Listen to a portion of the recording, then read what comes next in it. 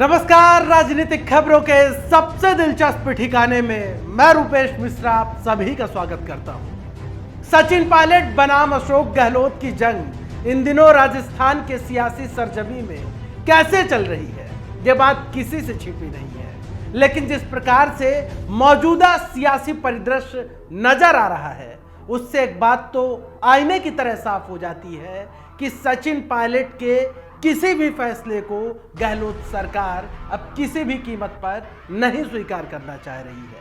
शायद इसी का नतीजा है कि पायलट ने सरकार के जिस फैसले का विरोध किया, अब गहलोत सरकार उसी फैसले को जस का तस लागू कर देना चाह रही है। क्या है पूरा मामला और इस फॉर्मूले के बाद कैसे राजस्थान का सियासी समीकरण बिगड़ सकता है, उसे समझने के लिए देखिए हमारी खास रिपोर्ट।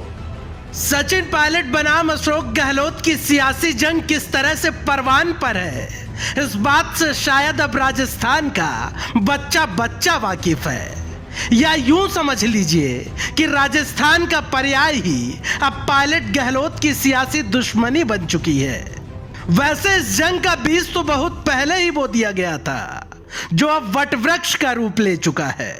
खैर, इन्हीं सब के बीच अब खबर यह है कि सूबे की गहलोत सरकार को अब पायलट की रत्ती भर की भी फिक्र नहीं है। फिर चाहे पायलट कोई बयान दे या किसी का विरोध करें या फिर किसी का समर्थन, यानी सूबे की गहलोत सरकार के लिए अब पायलट का विरोध कोई खास मायने रखता ही नहीं। दरअसल इसका ताजा तरीन उदाहरण तब देखने को मिला जब शहरी निकायों के चुनाव में गैर पार्षद के भी निकाय प्रमुख बनने के हाइब्रिड फॉर्मूले को गहलोत सरकार ने जस का तस रखा। जबकि आपको बता दें कि पूर्व उप मुख्यमंत्री सचिन पायलट ने सरकार के इस हाइब्रिड फॉर्मूले का खुलकर विरोध किया था। पायलट ने उस वक्त क्या कुछ कहा था, पहले उसे सुनिए। लेकिन मैं मानता हूं कि चुनाव सीधे होने चाहिए थे और ये एक तरह से हाइब्रिड नाम दिया जा रहा है, लेकिन मैं समझता हूं कि ये निर्णय सही नहीं है, क्योंकि इसमें बैकडोर एंट्री होगी। जो व्यक्ति पार्षद का चुनाव नहीं जीत पा रहा है, उसको हम मेयर या चेयरपर्सन का चुनाव लड़ने दें। इससे मैं समझता हूं लोकतंत्र को मजबूत करने वाली बात नहीं। और हमारी पार्टी सरकार ने हमेशा कहा है कि लोकतंत्र मजबूत हो, जनता सीधा जुड़ाव रखे।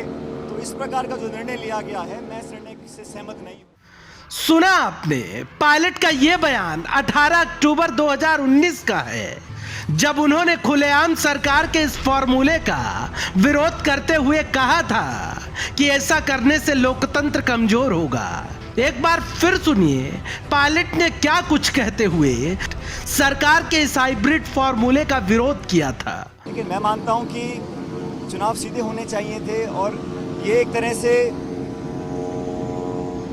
हाइब्रिड नाम दिया जा रहा है, लेकिन मैं समझता हूं कि ये निर्णय सही नहीं है, क्योंकि इसमें बैकडोर एंट्री होगी। जो व्यक्ति पार्षद का चुनाव नहीं जीत पा रहा है, उसको हम मेयर या चेयरपर्सन का चुनाव लड़ने दें। इससे मैं समझता हूं लोकतंत्र को मजबूत करने वाली बात नहीं। और हमारी पार्टी सरकार ने हमेशा कहा है कि लोकतंत्र मजबूत हो, जनता सीधा जुड़ाव रखे। तो इस प्रकार का जो निर्णय लिया गया है, मैं इस निर्णय से सहमत नहीं हूं। खैर, पायलट ने विरोध भले ही किया हो, लेकिन गहलोत सरकार की सेहत पर पायलट के विरोध का कोई फर्क ही नहीं पड़ा। नतीजतन हाइब्रिड फॉर्मूला जस का तस लागू है और यूडीएच मंत्री शांति धारीवाल ने भी स्पष्ट कर दिया है कि नगर निगम चुनावों में हाइब्रिड फॉर्मूले का प्रावधान लागू रहेगा। अब आइए आपको समझाते हैं कि आखिर हाइब्रिड फॉर्मूला है क्या। किसी आरक्षित श्रेणी का कोई उम्मीदवार पार्षद नहीं बन पाता है और उसी आरक्षित श्रेणी का निकाय प्रमुख का पद हो, तो ऐसी हालत में गैर पार्षद भी निकाय प्रमुख का चुनाव लड़ सकता है। निकाय प्रमुख बने व्यक्ति को सरकार पार्षद मनोनीत कर सकती है। ऐसे में बिना चुने हुए ही निकाय प्रमुख बनने का यह फॉर्मूला हाइब्रिड फॉर्मूले के नाम से जाना गया। हालांकि बिना पार्षद चुने हुए 6 माह ही पद पर रहने का प्रावधान है।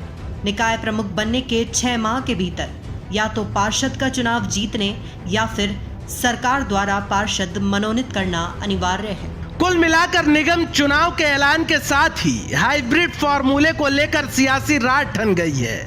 बहरहाल अब देखना यह होगा कि पायलट अब इस मुद्दे पर अपनी क्या राय प्रकट करते हैं, क्योंकि बात तो अब आईने की तरह साफ है कि गहलोत सरकार के इस फैसले से पायलट बिल्कुल खफा होंगे।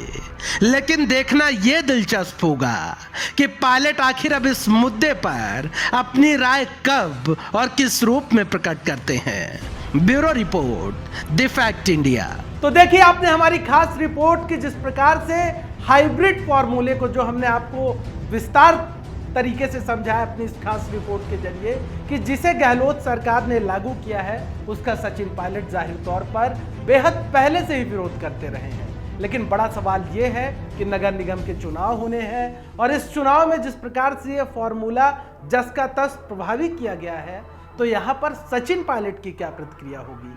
तमाम सियासी गलियारे में इस बात की चर्चा अब आम हो गई है। लिहाजा ये देखना बेहद दिलचस्प होगा कि इस मामलात पर सचिन पायलट अपनी क्या और कब प्रतिक्रिया देते हैं। दोस्तों, कल फिर हाजिर होंगे सियासत की दिलचस्प खबर के साथ। तब तक के लिए नमस्कार।